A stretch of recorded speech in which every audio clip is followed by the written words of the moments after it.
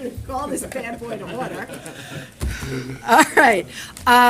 Please join me in the Pledge of Allegiance. I pledge allegiance To the flag of the United States of America and to the republic for which it stands, one nation, under God, indivisible, with liberty and justice for all. Thank you. Public audience? No? Okay. Last night, fall evening. I'm telling you, everybody wants to stay out and not come in here. We have committee and Board of Ed communications. I'm going to start with you, Emily. I don't have a light, so I'm not sure if my microphone is working, but, oh, thanks. Okay, everything in the high school is going pretty well. Not much has changed since the last meeting, but we did have homecoming last weekend, and that was well attended, so I hear. And we had the very well attended homecoming football game, which they won, and the volleyball game, which was slightly less well attended, but they also won, so that was good. And then we also have a lot more college visits this month because with seniors getting their applications ready and all. I think there's about one per hour, so there's like 8 a day, usually 6 or 8 a day. And so you like get a pass from the guidance office, and usually teachers will let you go, and then you speak with the admissions counselor. It's a really good way to express interest. And then we also have the choir concert this Thursday, so that's like the music thing happening. And then the PSATs are tomorrow, so seniors are going to stay home and do college application stuff while the rest of the kids go and do their PSAT for a half day. And then the last thing I have is the Writing Center is opening up, which is basically like a peer tutor thing that I'm volunteering for and a bunch of other people are. So we just finished like the training process, and now we're opening it up for students to sign up and like ask for help with their various writing assignments. So I think one thing that needs to get fixed about that is I think the visibility of the help centers is really kind of low, and people that need the help don't necessarily know that it's there, especially like the freshmen and the sophomores. So we're definitely trying to come up with ways to like get the writing teachers to know more about that. Do you give it, like, do the kids get parameters, like, if you need help, come to the Writing Center with ABCD? It's kind of open. Like, we've been trained on how to, like, help kids brainstorm ideas for a paper, but we've also been trained on how to help them, like, fine-tune their existing draft. So really it's just, like, an open book. They can come For with, whatever for their whatever need is. they want, but I'm not sure that everyone knows that. Well, we're going to try to make sure they do. Thank you. Mr. Watson. Just to echo what Emily said, I was at the football game Friday night. It was very well attended. The student section was one of the more full that I've ever seen, actually. They did a whiteout, which is kind of cool. And then for the Personnel and Negotiations Committee, we're just kind of in talks right now, so I think other people can talk about that more than I can. Okay. That's all I got. Thank you. Nothing. Oh, wait, pardon me, I'm backtracking. You're so good at it. Thank you. Rich Curtis, who is our, I don't know if we mentioned it here, maybe we have, Rich Curtis and the Martin Luther King committee that created Martin Luther King in Connecticut documentary and memorial received an award from Connecticut Explored, who's celebrating their 20th anniversary, and they received an award, one of 20 game changers. And the awards ceremony was last Thursday, and it was 3 of the students, myself and Mr. Curtis went, and it was really fun. And we got to talk to the new state historian, and the kids had a great conversation with him. And there were some really very interesting people and very interesting causes. Connecticut Explored, so if you look it up online, there were some really cool projects that were acknowledged. That's great. Thank you. Congratulations for all your hard work on that as well. It's a great project. Nothing for me. I mean, as Brian said, the personnel negotiations, we continue to talk with the teachers' representatives. A couple more meetings before we're finished with that. All right. Thank you. Nothing. Lynn? Yeah, just briefly, I'm attending the Legal Issues Workshop. Several of the law firms are putting this together again this year. So they'll be talking about the Achieving Equity, the Title IX in transgender students, the collective bargaining in uncertain economic times, and the new era for religion in public schools. And the reason why these three topics are going to be discussed tomorrow is because they are following a lot of federal laws that have come into being and also state laws. So this is going to be affecting all of our districts, what is coming down the pike, not just from now, but what's going to be also coming to surface in January when we convene with General Assembly in Connecticut. And then also, I've been asked to, Lid on that. Is that going to be able to be viewed? I had wanted to go to that, but with work commitments, I no. cannot. So they're not going to record that? No, they're not going to be able to record that because That's that's a at the Lyceum down there. So, Okay. so that's it. And then Okay. two or three of Usually the you law can get a firms. PowerPoint after. Yeah, they'll Okay. have something after Okay. on that. So anyway, so that will be regarding the legal issues that are happening, taking place presently. And then I've been asked to participate in a stakeholder group in the development of State Board of Education 5-year strategic plans. So this is the opportunity that it will be me representing CABE and CREC and some others, within the state. And we have the opportunity to provide the input on the future of education in Connecticut. So if you have any particular points that you would like me to bring forward, this will be Thursday morning, this will be taking place. It'll be a Zoom call, but there will probably be about 15 of us on the call representing different educational, factions in Connecticut. So if This there's is the State Board of Ed? State Board of Ed, this is the stakeholder group every year, and it's the development of the SB 5-year strategic plan. So this happens every year, and we move forward with this as they add this to the continuing 5-year Is plan. this a one-and-done meeting, or is it? Yes, this is just a one-and-done meeting that will be happening, and it's just, we'll be there as the stakeholder group, and who knows, maybe, I'm saying it's one and done now, because the past, we've done this every year. We've never really had a follow-up meeting, as I explained, many of the state task forces and meetings sometimes are here in fruition, but do not constantly conclude after X amount of time. So we will see what happens with State Board of Education and the commissioner regarding this this stakeholder meeting. But obviously, you always hear about, I talk about the future of education in Connecticut, not only in districts, but also on the national scene. So if there's anything that you have that you'd like me to bring forward regarding our district here, I'd be happy to also raise some of those points that you think are important, that we should be aware of, or things that you think are coming down the pike. We as districts or board members that, will be affecting, not only us, but the future of education going forward. So this is really important that we do this now, and the reason why we're doing this now is, as you know, elections are just, 2 or 3 weeks away, and then we also need to have a starting point in talking with those that will be elected in the legislature about, we do not want to wait until session starts in February. We do want to be able to start this process early to get some of those committee members that will be on the Education Committee, which we do not know as of yet, or the committee chairs. So this is one reason why we'll be doing this.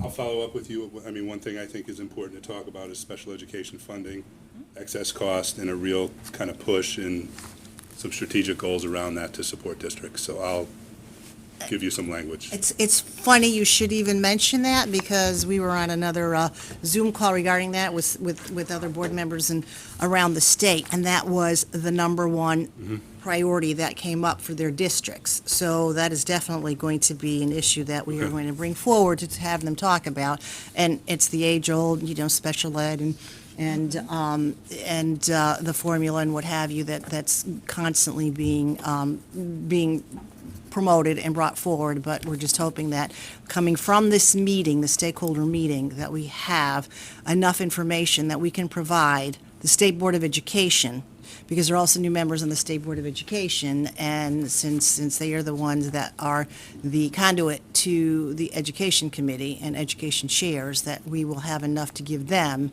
and that they'll bring forward what we, coming from the districts, Yep. want them to know. Great, All right. thank you. Mrs. Lemke? Great. At our last Board of Ed meeting, the high school did a wonderful job with their presentation. And during our Director of School Counselor's presentation, Greg Stillman, he was sharing the percentage of students from this past graduating class who had taken one AP course.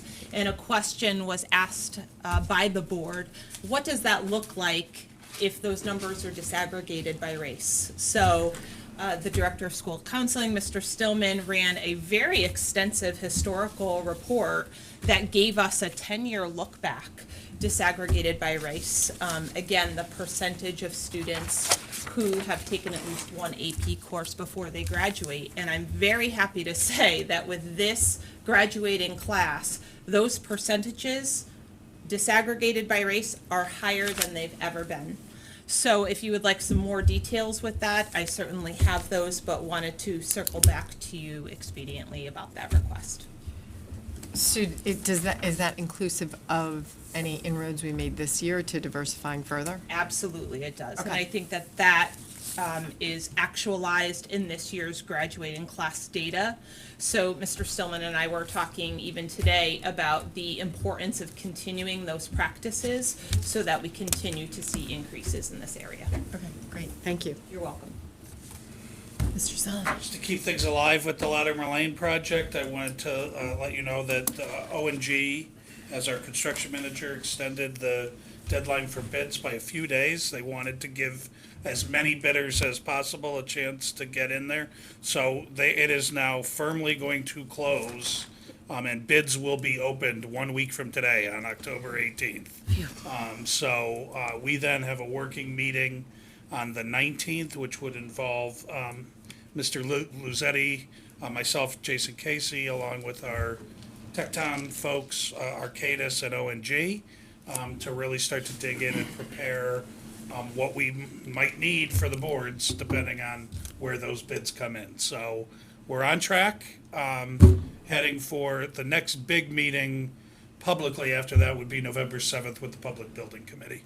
Do they do that because they hear that there's people working on the bids and need more time, so they open it, or do they just hope that they get more? Yeah, they get contacted with questions from bidders, and he, our construction manager right now in this pre-construction phase is a guy named Mark Sadinsky, and we have a every other Wednesday meeting, and he really advised us last Wednesday.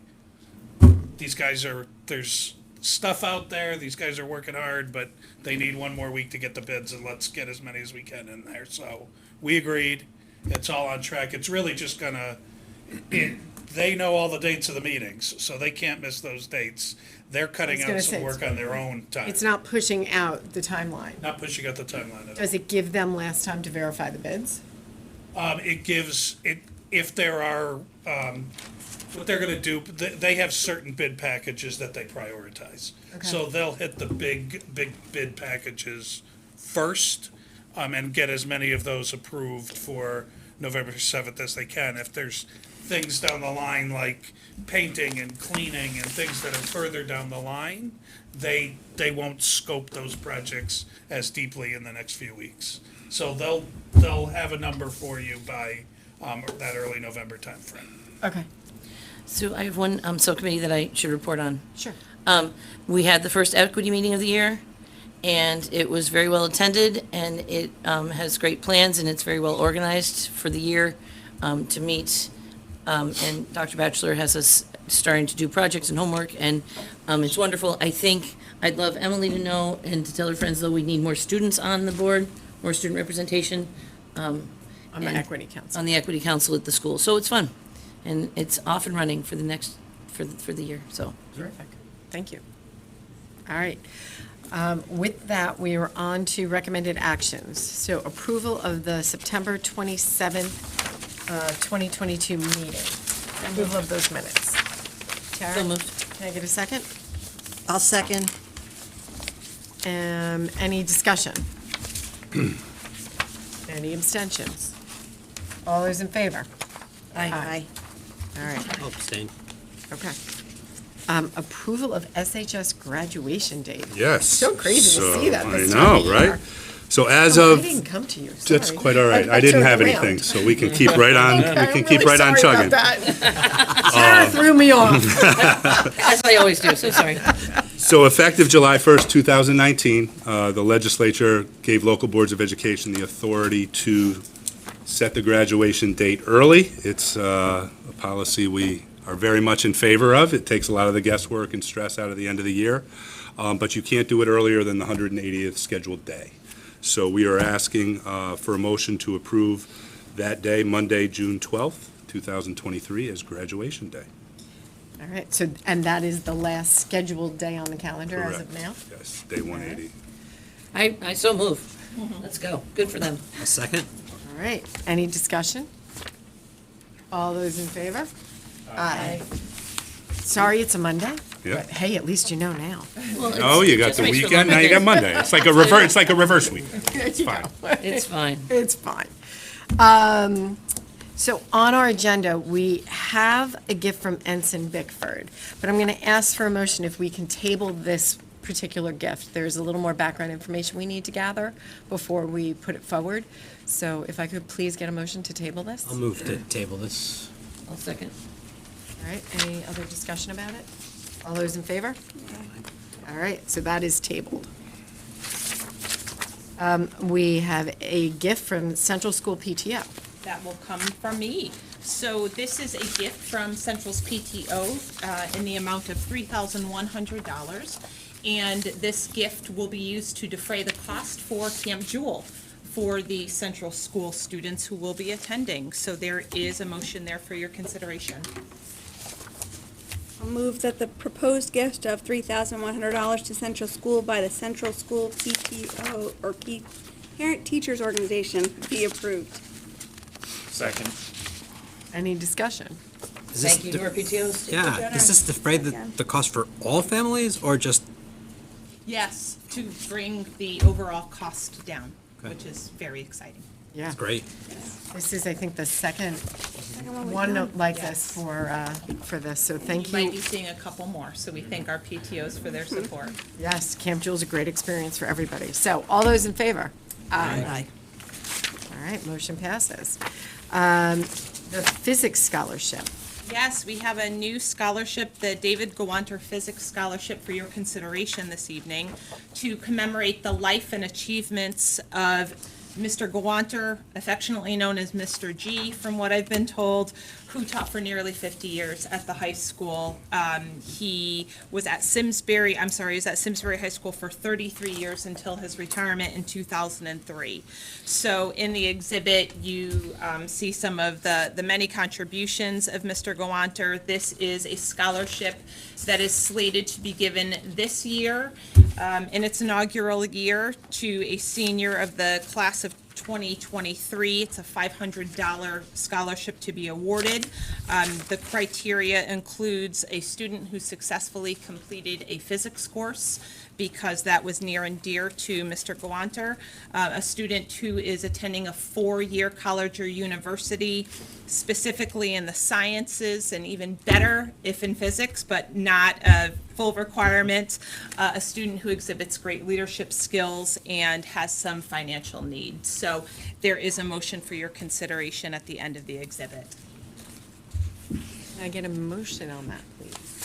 I move that the Board of Education approve the David Gawanter Physics Scholarship to be dispersed starting in 2023. Second? I'll second. My comment would be his passion for our students, our community, and science in general is a really nice scholarship to have, I think. I think it'll be a very great award for someone who receives it. Absolutely. It's a great night all around. So, with that, all those in favor? Aye. All right. Now, we're on to our favorite part of the meeting for many of us, the enrollment statistics, the Neil Sullivan Show. Excellent. Well, I hope you all had a happy October 1st. It was actually celebrated. Yes, we did. Love October. It's a holiday around here, but I hope you had cake. it was celebrated on September 30th this year, which was a Friday, and we did our counting on that day this year.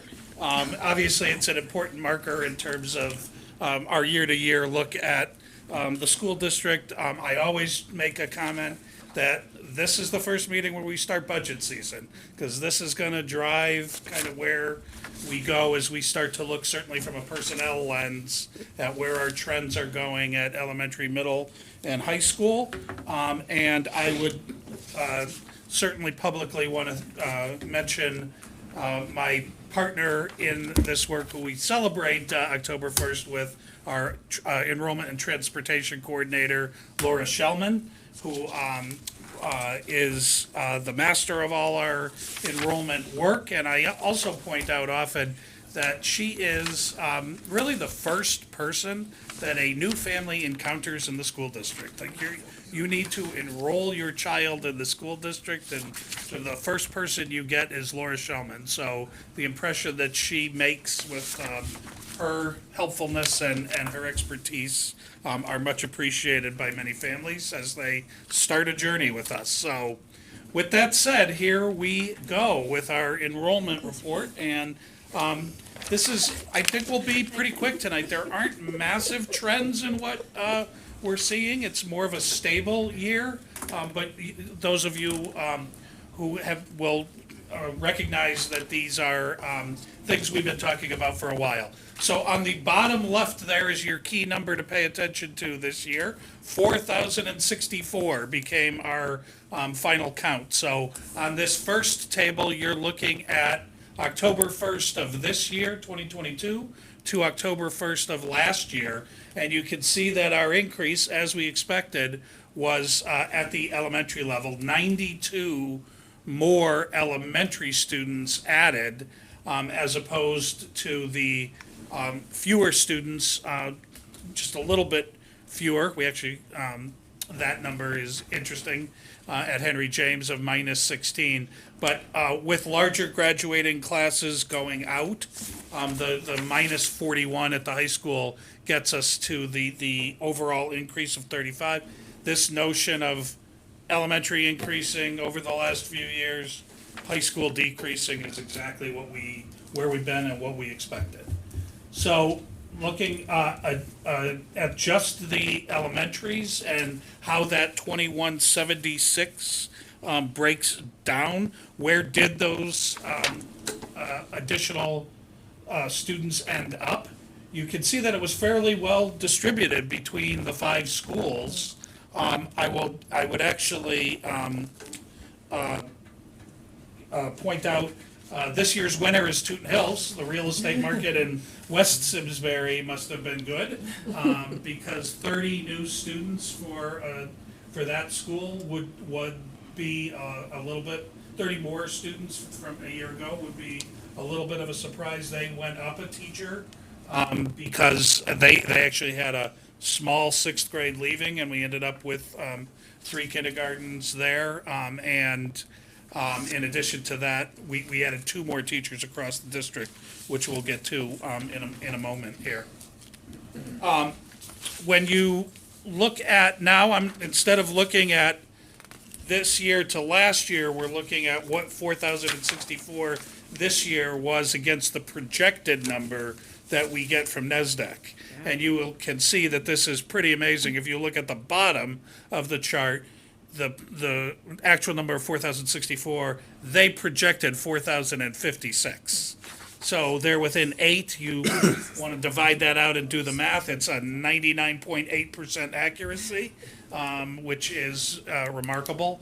At the top, you can see that the K through 6 overall was 2176 was compared against 2174. Break that down a little bit. I think we got lucky at Latimer Lane. You can see that the projection at Latimer Lane is down 23 from what was, or the actual number's down 23 from projected. Did they know we were moving the kids to Central when they did their projections? So that's an interesting difference between NESDEC and Malone McBroom. NESDEC does not drill down to the individual address as much as Malone and McBroom does. Okay. So I think that now, however, to criticize their overall projection would be crazy. Right. because No, I agree. I was They're just probably curious. running around New England with this one going, look at how great we got this. But Not a criticism, just a yeah, curiosity. so, but I do think that, the Malone and McBroom, when they were in this business, called it geo addressing, and that is not a feature of what NESDEC does. Was Tootin's growth primarily in kindergarten? Yes, they had a very small sixth grade leaving. Okay, so that's how they got it so close with such a Yes, big increase. Yeah. They had, we thought there would only be 2 kindergartens, there ended up being 3, so Right. it kind of bubbled through. But we had the space for 3. We did have the space, yep, yep. Okay, so nothing, that's kind of the elementary, and you can see the middle and high school were also extraordinarily close to what was projected. By grade level, there isn't any grade level that's even double digits off from what was projected by NESDEC. I point you to the top of the chart for context. And if you look at K1 and 2,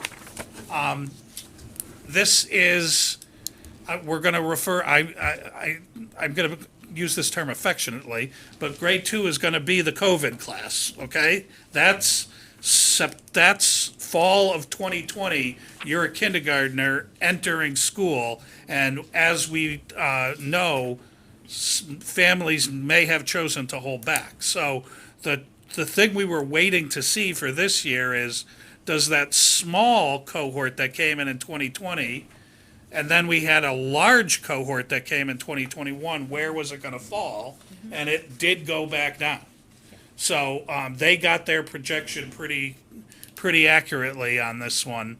That's the hardest element of these projections to predict, and NESDEC went back to more of a historical size, and whatever, we feed them information about births from 5 years earlier too, and that's where they get that number from. So, again, a very accurate projection. I will note, just, I don't know if Jacqueline's gonna talk about it when she comes up here for the middle school. We had a rush on 7th graders in the summer. We can't quite figure it out, but there were 7th graders moving into town. Not themselves, their families were moving, they were coming with them.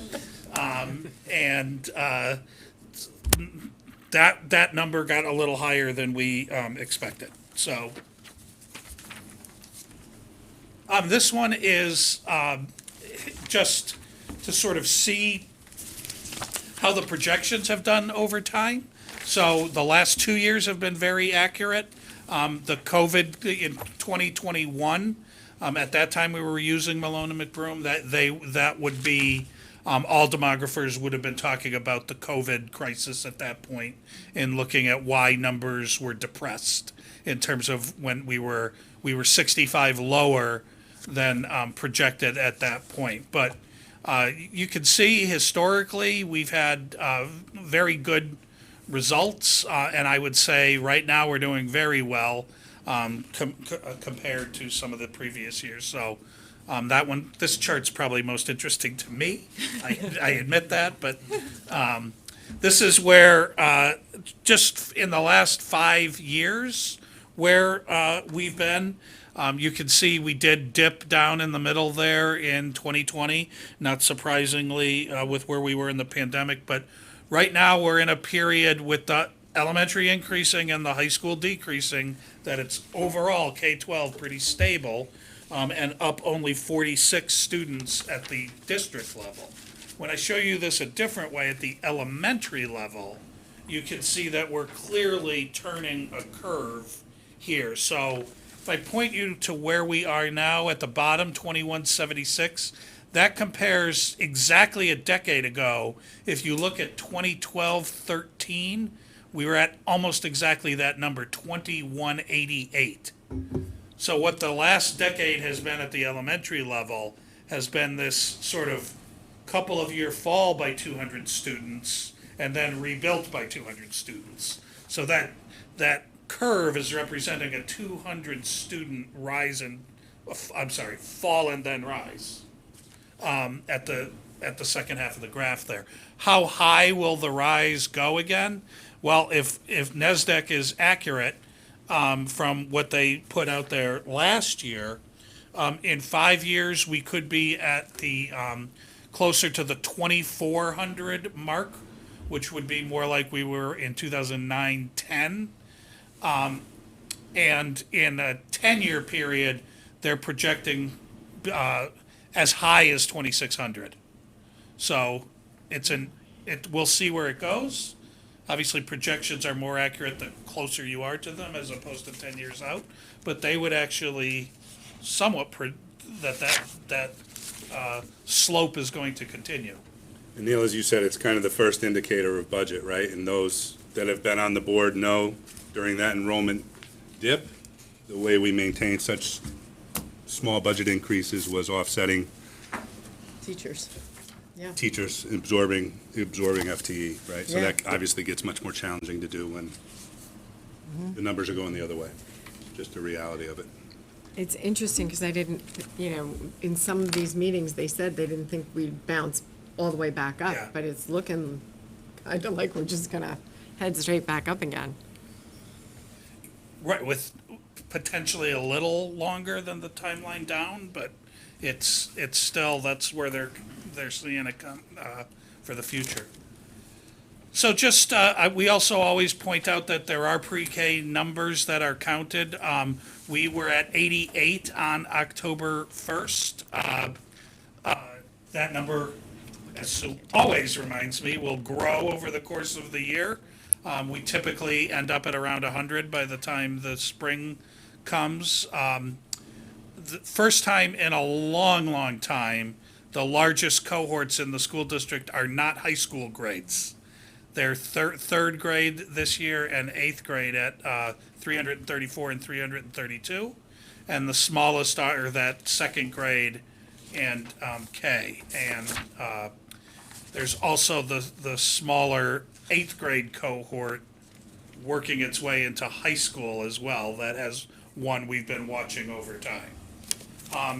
At the bottom of the slide, you can see we ended up with 164 open choice students. So highlighting that on this slide, you can see that on the far left, we had a real struggle getting preschool students in last year. We were able to do a little bit better this year. We opened 12 seats for open choice preschool. Last year, we couldn't fill them. Only 6 families took advantage of them. This year, we were able to bump the number up to 9. And our K-12 number at the end of the day ended up at 155 students. We're struggling to find, after the initial wave of lottery seats, there's not very much left for that is not all. We accept students as early as we can, and then we accept slipping seats. Almost everything left in the lottery is a student who would be starting in the district at high school, and we just typically have not done that. So number ends up at 164, almost exactly where we were last year, but with enrollment increase, this comes in at like 4.02%. This is very close, but it meets the 4% threshold. Again, an increasing challenge, but if you go down the list here, the first year that the board set that goal and met a 4% threshold was 2017-18. So you can see we are now on a 6-year run of having at least 4% of our students from open choice. So back in the days when you were just talking about that as a goal, you've now been doing it for 6 years. Okay? And then these are small numbers for our district, but they are part of the report that we give you. So 123 students were at full-time programs of a magnet school or a couple of charter schools in there.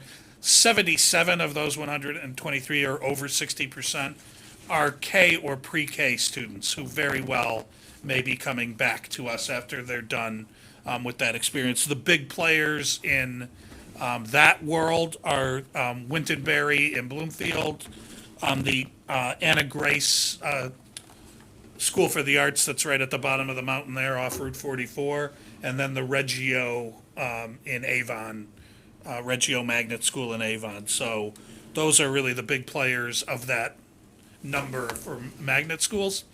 And then on the bottom of that, 7 students at part-time magnets. The Greater Hartford Academy of the Arts has a half-day program still.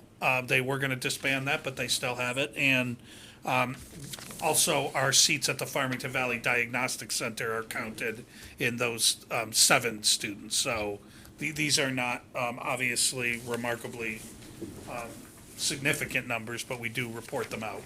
This was one that we don't necessarily report out, but the board asked about it a few years ago, so this was a new piece of information we started feeding you about homeschooled students. It's actually collected out of Sue's office because they apply for the waiver to say we want to homeschool our child through that office. And what we had seen as a number, typically at 20 or the low 20s, obviously took off during the COVID crisis.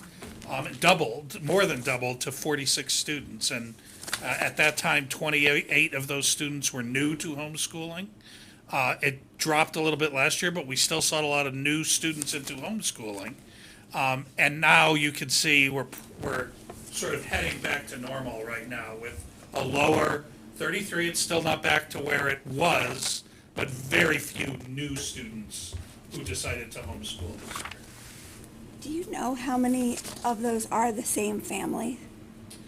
Of the 33, yeah, I don't off the top of my head. 33 families? It's or not is it- 33 families. It's not It's- 33 family, 33 individual kids, but I could get the actual family data for Yeah. you. I don't know it off the top of my head. But yes, there are definitely families on that list with multiple kids. Oh, my favorite, the neighborhoods, the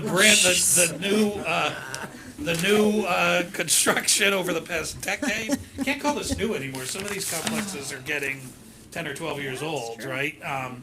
But you can see that we have talked about this and actually moved some things. So I'm going to point you right to the middle for Dorset Crossing, which is one of the older ones of these. When that first got built, and there was worry that it was going to potentially overwhelm Terriffill School, but as we've discussed, it's actually zoned for Terriffill School, and we started that transition back.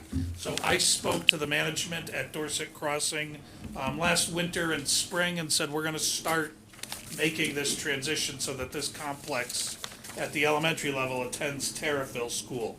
So that started in the spring. We gave Squadron Line families who are still at that complex kind of this coming year, the year that we're in is going to be the last year that we allow Squadron families to continue, and then people are transitioning to Terriffill. Most families chose to stay at Squadron for another year. A few actually had their kids immediately start attending Terriffill. And right now the breakdown is there's 6 students at Terriffill School from Dorset Crossing. 10 remain at Squadron Line, but 3 of those 10 are 6th graders, and 1 other family is already bought property outside of Dorset Crossing. So it's going to end up being very few students that need to, kind of, if they're still living at Dorset, be redistricted, if you will. But they've now had a pretty good forecast of when that's going to happen. The other one below that, Cambridge Crossing, is the newer homes that sort of sit behind the International Skating Center. You enter them off of Hoskins, right? And that's a build that is the number is 50 built units. That's there for Cambridge Crossing. That's not built. That's 50 under contract. Once you go under contract in this market right now, you're at least 18 months out from moving into your home. So your home is then going to be built. So we have let that development know that any families moving in from this time on are Terriffill families, that we are redistricting Cambridge Crossing. So it says Squadron now, but it will also become one that we're trying to make a transition in order to help the population issues that we're seeing at Squadron. So those two are the ones we've really been working on to try to make a difference for Squadron, and you'll see when I get to the class size piece a little bit of, hopefully, we're buying some time on that. Can I just Now- ask you to Sure, clarify? sure. So I just want to make sure I understand it. So Cambridge Crossing, 30 homes are up, built, people are living in them. Yeah. There's an additional 50 being built or an additional 20? There's an additional 20 that are already under contract and will start getting built. If the whole project comes to fruition, there's an additional 49 to get up to a total of 79 homes in there. Okay, I was reading that, I'm going, I see 80 and you say 70, so that's what I was trying. I was adding the 50 and the 30, so Yeah. that's what I want to make sure I understood. Thank you. Oh, yeah, that number is one off, isn't it? All right, my realtors, I'm gonna. Nice. Sorry. Ruined Neil's presentation. Jeez. Stopped his mojo flat. Yeah. Spilled it. My realtors are gonna hear it in the morning. You're off by 1 unit, but I meant it more like I'm adding 50 and 30 and getting 80, and then I see Yeah. 79, like Yeah, yeah, no, I'm extra sorry, that on number's- top of, I wait a got you. minute. Heart attack? Yeah. But those 23 kids come from 30 places. That's very scary. Right, Right. When right, you look that's, at what else Yeah, is that's a coming. lot. That's a lot from 30 homes. Homes and not Yeah. apartments. Those are Those are homes, agreed. But it's a lot of kids coming out of that development. Yeah, well, yeah, you can do the same thing where you're not grandfathering people into Squadron, you're gonna move them all. correct. You know what I think a lot. that is? I'm gonna take a public guess even. I think they have a model home that they use to walk people through, but that they don't count it in the number that's gonna, Oh, so eventually they'll sell the model. so, I'm guessing that, but, I've been in it because I went to check it out up there, so I wanted to see, when it was first getting built, whether I thought that kids were gonna move into that complex, so I took a tour. Yeah. So I thought that was looking like big numbers in the apartment complexes until I compared it to last year, and it's actually down a little bit. That we had 172 students in all of these complexes a year ago, and it has now clocked in at 157 students this year. Down a little bit, obviously, you can see at Aspen Green, down a little bit at Highcroft Place where they had, between the two developments last year, 37, and it's now down to 28. So these are places where we see people move in for a year, get a place, and then, move into a traditional home. So I do think these numbers will have their ups and downs over the course of time. So obviously, we were making a choice a while ago about where we're going to go with our demographic work. Obviously, NESDEC has had strong performance this year. I think we're sending these numbers to them tomorrow, and we'll get projections back in the next few weeks to start working on for next year. Certainly, we continue two themes from last year that I want to just keep reiterating. Manage the Latimer Lane enrollment and space utilization. We now know that construction at Latimer will go into 24-25. So we're not going to see the full benefits of opening a new school year at Squadron till August of 2025. We were hoping it was going to be 2024, but it will be another year out now. You'll have to send me an invitation. So, and then as we continue to monitor Squadron's capacity, 5 kindergartens again this year. So from just a few years ago where we had 28 traditional classrooms, we're up to 31 now. And that continues to put strain on other spaces, intervention spaces and other specials and things like that. So we're monitoring that space. When I get to the class size piece, I think you'll see that we're sort of, I think, okay for the next few years. So, and we'll continue that redistricting of neighborhoods and development. So Is there before we any, get to class size, I'll stop there and see what else. are there any available classrooms at Squadron beyond the 31? You would have to make someone, like a traveling specialist teacher or something like that. It would be- which- Double up. Yeah. So we're pretty much at If capacity. we added one more, there would have been a traveling music teacher this year. That's hard. That's hard. Two music teachers, right? One would travel, one would have. One was gonna have a classroom, one would travel. Yeah, I interned for the orchestra teacher at Squadron, and she does travel a lot, and it puts a lot of strain on her because she has to move the music stands and the chairs and the instruments and the various basses like down the hallway every single day. Yeah. And she uses like half of the stage because it's also like a storage space. And then one of the days she uses the art room, and then the other day she uses the music room. But sometimes she's not allowed to use the stage because occupational therapy is on there for like some amount of hours. So her schedule is like color coded and highlighted, and like That's a lot. it's a lot. And Neil, and just, I kind of know the answer to this, but just, I ask it every year. We had so many more kids at Squadron years ago, but now it's because of the pre-K that's there, correct? Taking up a Six lot. preschool yeah. classrooms. That used to be at, when my kids were young, at Central. Tootin' too. Both. It's Okay. been- Had the Yeah, it's modular moved units around. at Central Yeah. and two. So 6 pre-K classes are taking up what used to be potentially. Classes. Yeah. Right. The squadron So had you- 6th grade levels of Yep. everything. yeah. You go down the Yep. ramp now, Yep. and when you turn to your left, that whole wing is preschool. Yeah. Oh, that used to be They've kind first of grade. gone around the corner, it's not, but it's a lot of classrooms that are Yes. being, By itself. And there's no way to, I don't wanna say Well, it. that's part of the Latimer, Yeah. Latimer Is there a planning is to conversation? Right, can we move? Can we free move some of the space pre- back up. Spread that around. Squadron? Spread the wealth, as they say. Right. Yeah, just I've heard it. Just to clarify, so we have, this district has at least 2, if not 3, if you add what happened to Tooten this year.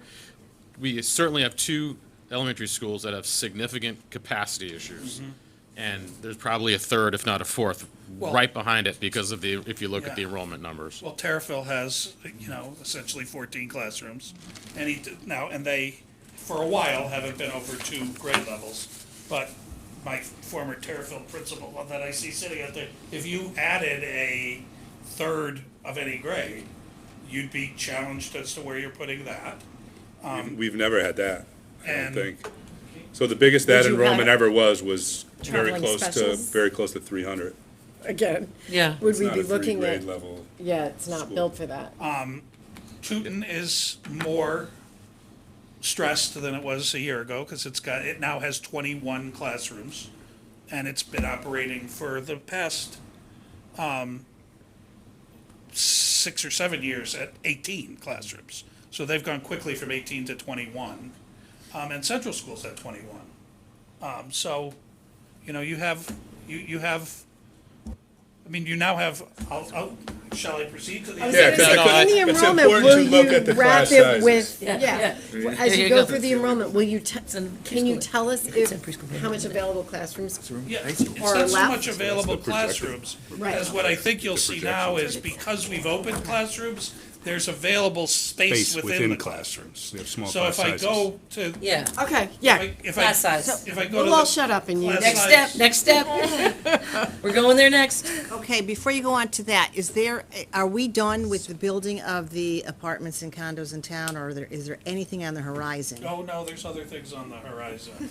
The Ridge is applying for For a- 6 more apartment buildings Yes. and 200 homes. Yes, that I knew. Anything outside of that in other parts of town? There's been, talk about another piece behind Dorset Crossing that, has been approved, and there's also the property down by, the band shell.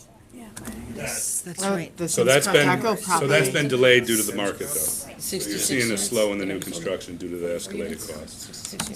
So there's no, so by Dorset, is that part of Dorset or part of, It's a separate, development that That is, potentially will go on that land.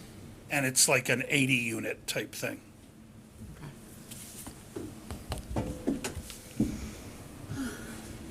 So eventually, I mean, the potential, when the market is better, they will be built. And that will also increase. I would with- think. with You- yeah. students. Well, that's exactly it. That's You get a good look at that when they roll that information into the projections, when we get the new projections. Right.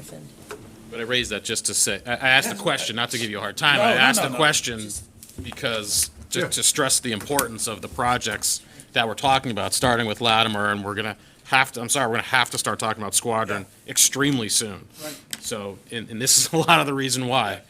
Right. Yeah. It's a challenge. So if you take a look, this is always a busy chart, but it's a good one because it has a lot of information. So start on the far left. What are your average class sizes? And you can see at the primary, this year, 22-23, it's 18.8 in grades K through 2, and exactly 20.5 again in grades 3 through 6. So I think when you say across the district, do we have reasonable class sizes for primary grades and upper elementary grades? On average, you absolutely do. You can see there's actually been some, because of those small sixth grades that left and groups that went into third grade, you actually have more classrooms in grade 3 through 6 this year than you did last year. But look at the overall number in 2022-23 at the bottom, 110 classroom teachers. It wasn't very many budgets ago that we were operating at 100 classroom teachers. So we've been up 10 over the last few years. There's obviously a budget implication to that, but when I get to the next chart, you're going to see we have room now to have kids join grades. In terms of what we always monitor, classes that exceed your recommended ranges and classes that are below your recommended ranges, you can't do any better than this. You have no classrooms this year above the range. So we don't have any groups that are here with, there's 26 in my grade, there's 24 in my second grade. We were able to make all of those work.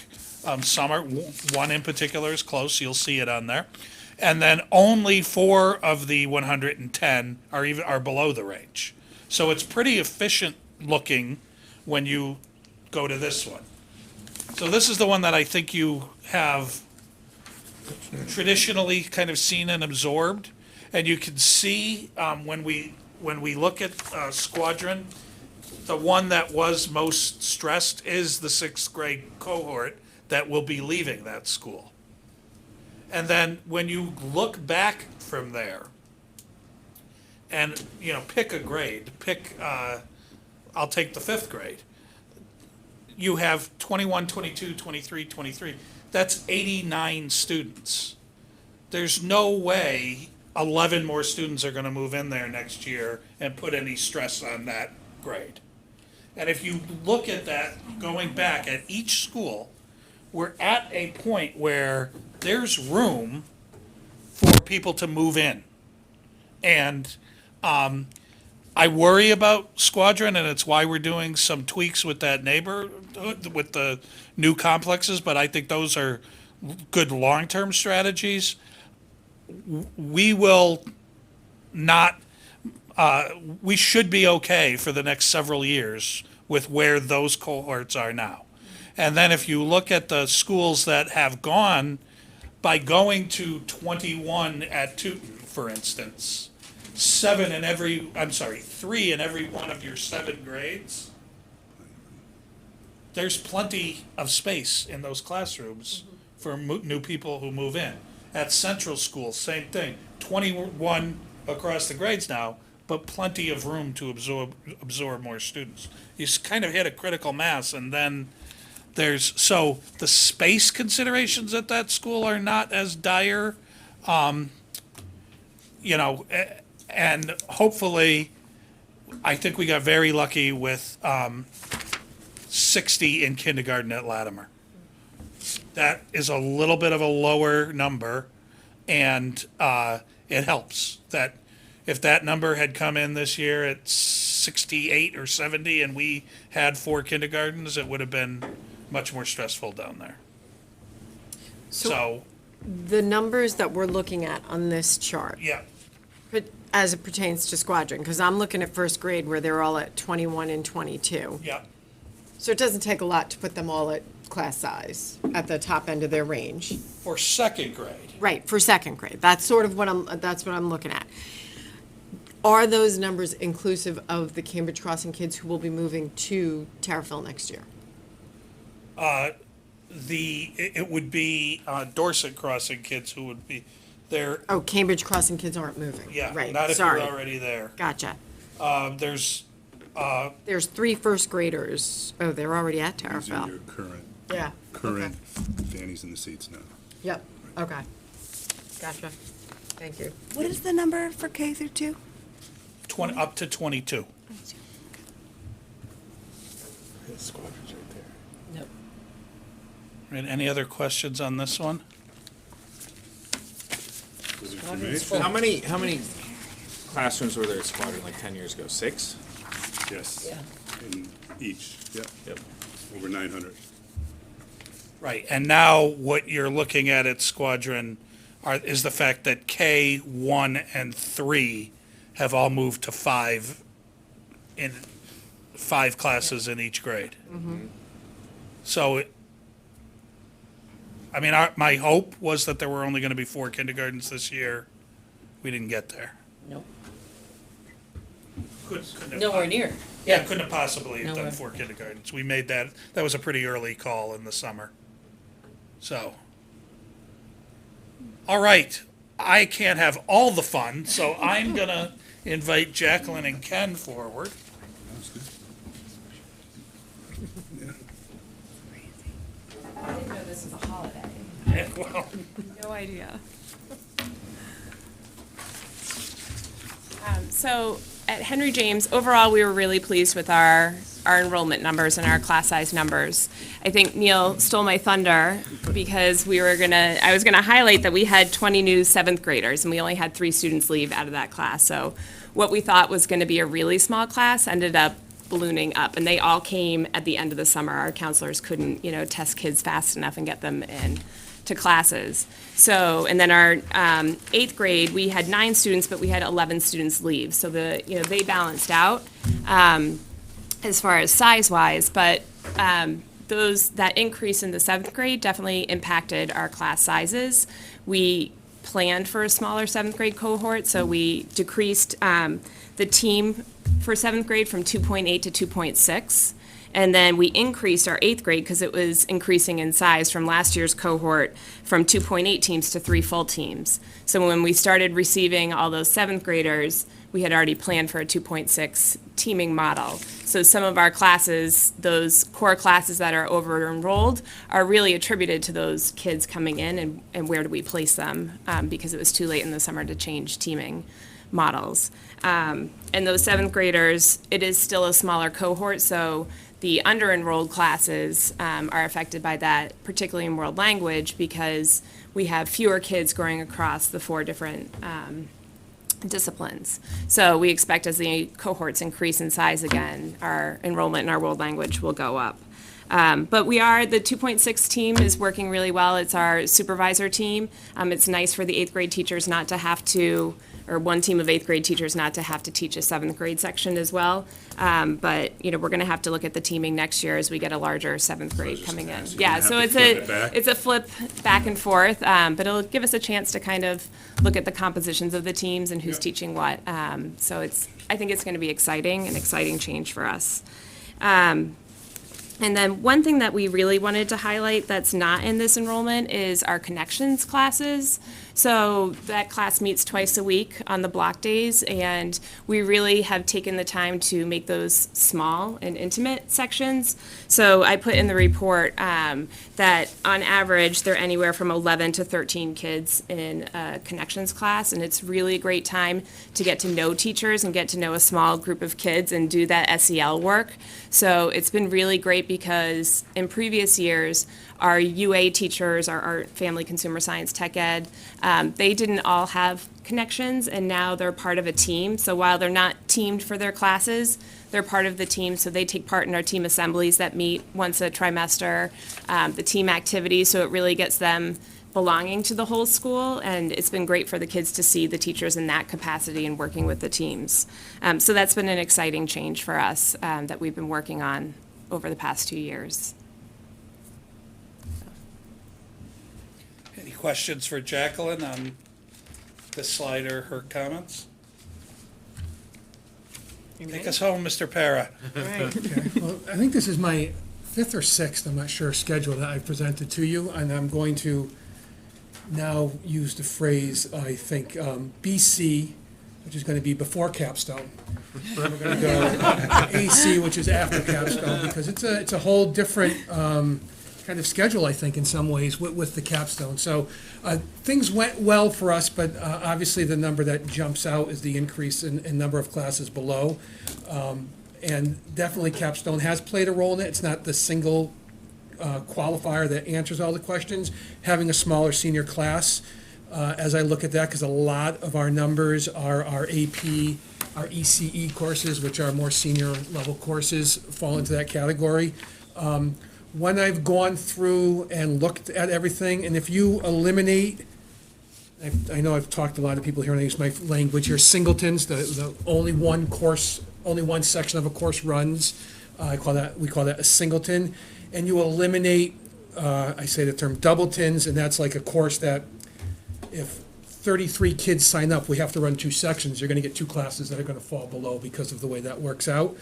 You really don't have a significant number of classes that we could point to and say, oh, maybe that's an extra section or not. It's fewer than 10 from what I could gather in that.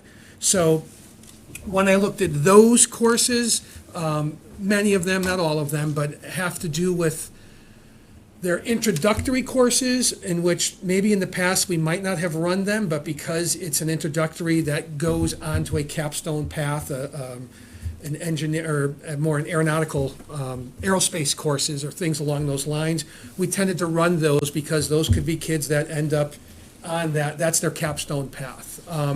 Also, what makes the schedule a little different certainly is with the credit requirements, with the capstone and the way things fall.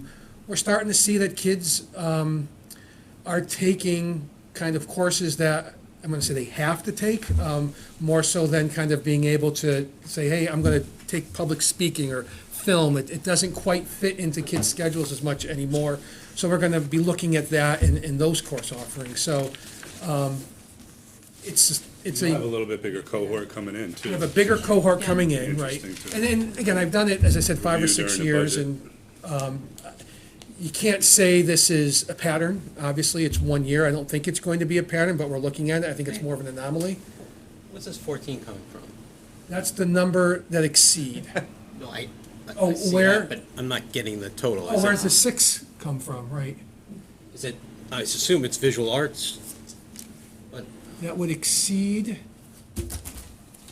I would say it's almost all, phys ed had 2, I know that, and then probably the rest are core classes. Because really with the visual art, business, 2 is family, and 10. consumer science, they can't really go over. Todd's Right. asking.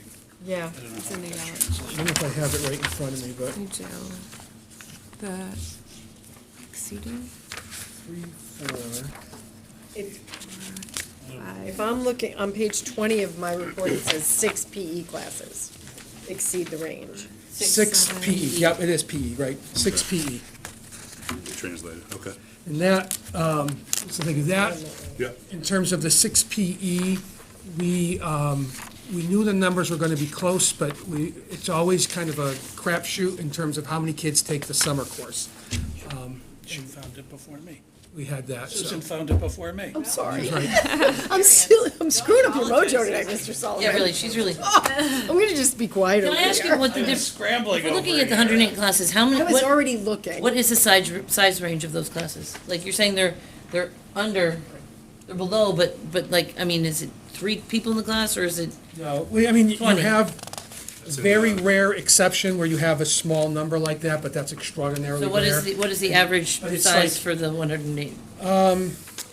When I I can tell you, have it, sorry, let me. What's different But about they're, like, I know in business, which has quite a few in there, they're at like 18, 17, 16, quite often, and their number is 20, if I'm not mistaken, but, like, just a quick look, 17, 18, 17, 20, 12, 12, 18, 18, 13, mine that have all that, so. No, I have the bid, this is a different one. So they're not, you're saying they're not hugely under? No, no. So that's the important thing to know. Right, I mean, if you. It's those singletons. The singletons, and I think we don't have the average class size in Going to here. world language. Like AP French. World language, definitely. I mean, your AP classes, your French, your Latin classes are small this year. And those all fall under the core. Of trying to get some going for the capstone, but Great. Gotcha. Just ask you, the flip side of that, just the ones, the 14 that are exceeding, is there any sense, just how, those teachers that are teaching those 14, is there do they need support? Is their stress level high? I'm just curious, is there any? How far do they exceed Anxiety, versus- yeah, just curious if there's any I kind of think- commentary around that. Yeah, in the core classes, it's almost exclusively math, and it's almost by design, and some of those, this is pre-add drop period, we just ended that. Probably 4 or so of those have dropped below, and the other 4 are, they're pretty high-level math classes that they're not that stressed about, in that sense. I mean, they are, I don't want to, but they're not as stressful as they are.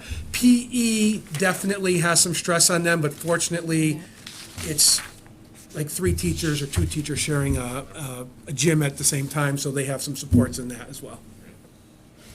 Yeah, I would agree with Mr. Para about how the new credit and the capstone thing really kind of inhibits people from taking those elective classes, which might be why it says like so many classes below, because I know that like a lot of my friends had to drop their language senior year because they were running out of time to get all their STEM credits that they need. And then also now gym is required for like extra years that it wasn't required before.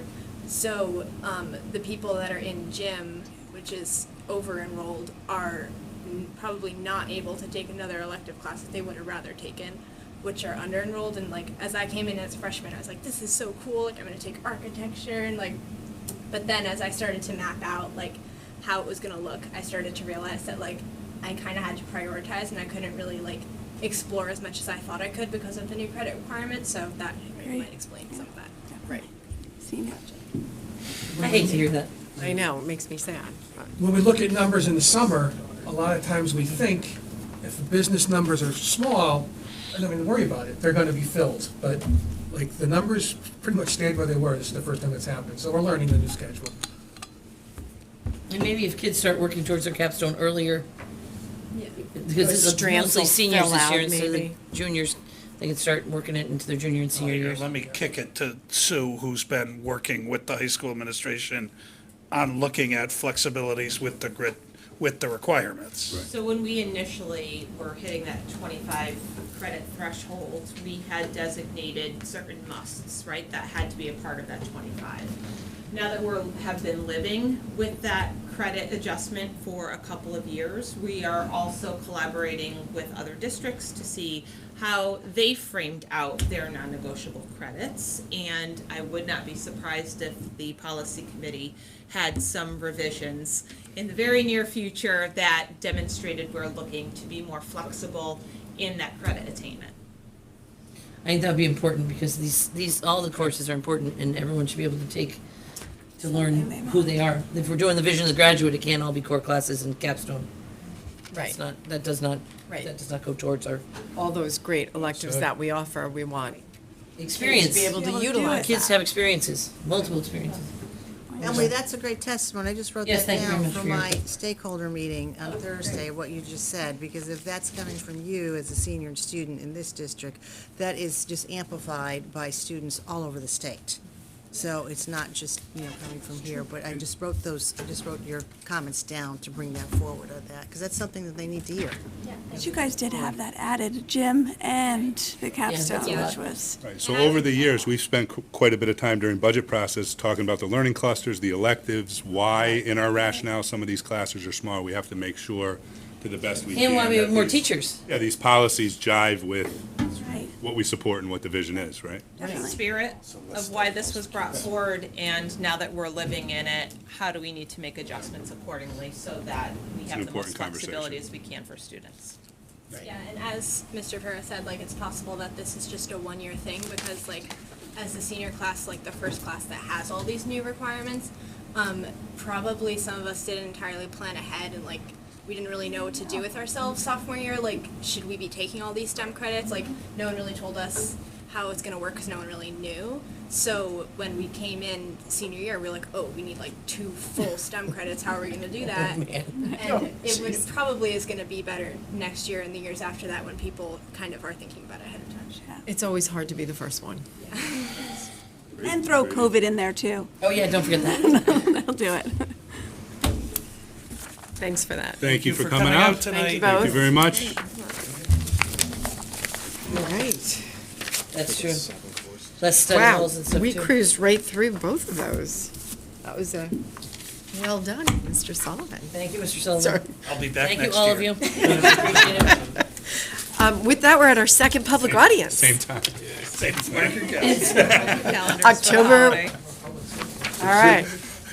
Well, we have no public audience tonight, so our next board meeting is Tuesday, October 25th, and we will be meeting at Henry James School. Yes. We're at Henry James. Ms. see you Petrella, again. Uh, where will we be at Henry I James? guess is in the library. Yes. Okay. Oh, the Library great Media one. Center? Okay. The new one isn't the I have best. not seen said new. I don't know that the auditorium would be. You need to go check it out. Be nice. I know. we Emily's have coming to visit. choices. Can you let her in and show her the new library? See? Work that out. Yeah, so if you want to go a little early, you can take a little tour before our board meeting, if you get there a little early, right? You can make that work. All right, terrific. With that, I need a motion to adjourn. So moved. You didn't even let me finish, and I was so proud of myself for remembering. Go ahead. Go ahead. I need a motion to adjourn. So moved. Second? Second. All those in favor? Aye. Thank you all, see you soon. Thank you.